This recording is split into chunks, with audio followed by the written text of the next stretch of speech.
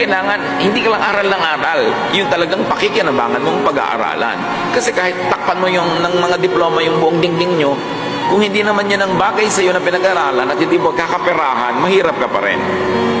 Proverbs 11:16, the timid become destitute, but the aggressive gain riches. So walang mapapala yung mga timid, mga sobrang mahiyain, mga sobrang kimi, sobrang dungo. Humanda kang maging maralita buong buhay. Sabi niya, the aggressive gain riches. And this is positive aggressiveness. Yung you don't only wait for something to happen. You help make it happen. Sabi ng iba, strike the iron while it's hot. But aggressive people make the iron hot by striking. Gumagawa ka ng paraan, hindi ka naghihintay na malaglag sa iyong harapan ng pagpapala. Hinahanap mo, binubungkal mo.